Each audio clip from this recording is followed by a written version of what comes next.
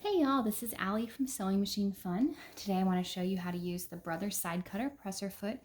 This is a really cool sewing machine accessory that creates a seam. It also finishes fabric edges and it will trim the fabric edges as it goes.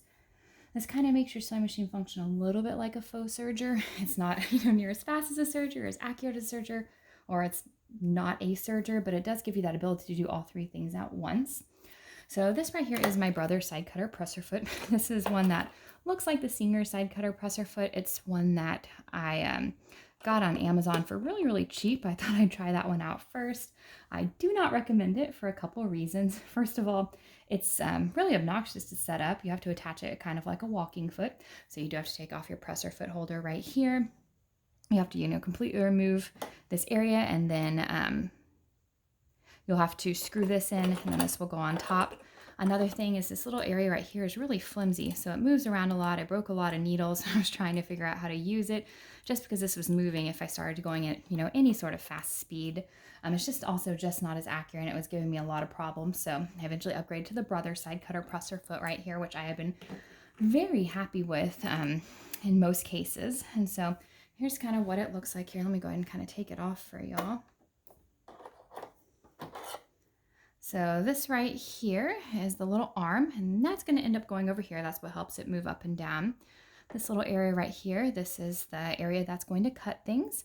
This little kind of like foot tooth right there, that's going to hold the stitches. And here's where it's going to clamp onto this, where it's going to kind of snap on. There's a nice little ruler right here. It also has a nice, big thick base, which is a lot different compared to this one right here, which has the smaller base, which doesn't keep fabric as, stable. So first of all, here's how to attach this presser foot. So you'll want to make sure that you're, getting this over here. Go ahead and pull this all the way up. And as you're coming down, just get that lever.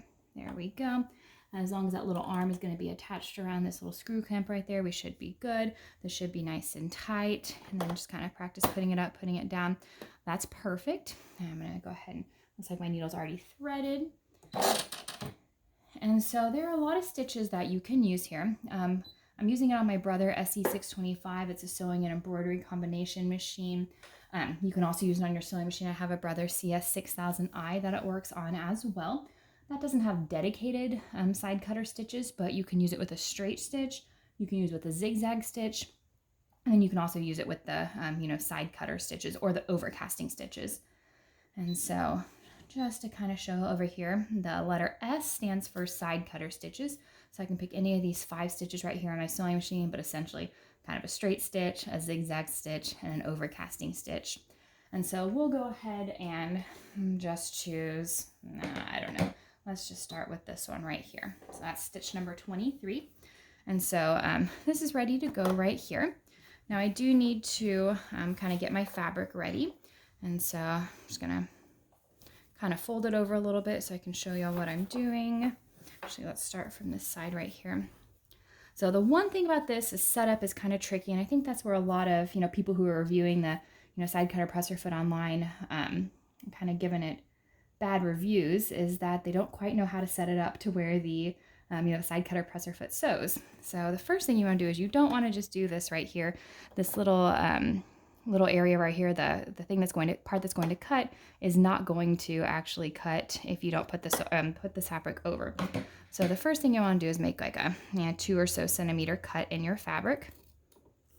And so then you have to set it up. So you still want this part to go underneath, but you're going to want this other part to go on top of this base of the presser foot right here. And then you can kind of slide it underneath. Just be careful. This does go up and down when you're sewing, so it might hurt you if you're holding this. Just, kind of be careful. But once you get this up over, you can kind of see how it is going to start, cutting right here. So once this is set and ready to go, you can go ahead and put your presser foot down. I do recommend doing a few test stitches first just to make sure that your needle is not going to hit the presser foot. Again, I broke a couple needles with the knockoff presser foot, which kind of stunk. But here's where we're just going to kind of do this here. Let me make it, it's automatic. There we go. Yep, it looks like it's going to cross over really well and not going to do any problems. But see, here's what I'm talking about. When it comes down, it could hurt your finger if you are holding that right there. So it looks like it's time to start sewing. I'm going to go ahead and put it on nice and slow. Perfect, and I'll ease up the speed just a little bit. You kind of do have to direct your fabric a little bit.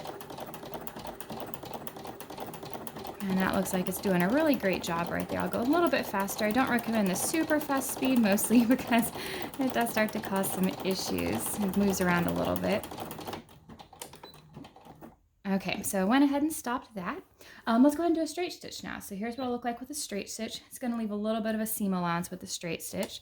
Let's go ahead and just start sewing. I don't know if y'all can hear that, but that nice cut of the fabric. So there's that straight stitch. And then we can kind of do the zigzag stitch. I don't think I have my, well, I'll do a little, just kind of show y'all, but I should do probably a little bit bigger width in order to get a little better. Do a little bit faster. And so I'm going to go and cut my threads, and then you can remove this. Look at how nicely it has cut this right here. And then go ahead and take off that presser foot. My threads are cut, which I love about the sewing machine. And then there we go right there. It's gone ahead, and my tension needs to be adjusted a little bit.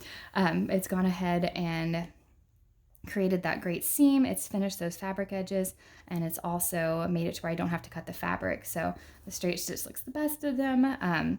Overall, I've been really impressed with the side cutter, brother side cutter presser foot, that is. So far, I have had great success with just regular cotton fabrics. Same things with, even some denim. Knits have not been great. Sewing with knits can be tricky anyways, but sewing with knits in the presser foot, that cuts is a little bit trickier. It doesn't leave a very clean edge right here, and as such, I haven't been super thrilled with it. So if you're wanting to sew knits a lot, I do recommend going ahead and splurging for that serger. But if you're just wanting to sew cotton and, other easy to sew with a regular sewing machine without too much, too much hassle, I would say go ahead and go for it. It's really cool. But again, you just have to kind of remember how to set it up, and that is putting part of it underneath and putting the other part up and around. If not, it is not going to work for you. It's not going to cut. So there we have it. There's my review and a little bit of a tutorial of this brother side cutter presser foot. I hope you enjoyed it. I'm planning to do some more reviews and more tutorials on how to use this machine and other things in the future. So feel free to subscribe to my channel if you're wanting to. So that's it. Hope y'all have a good day today.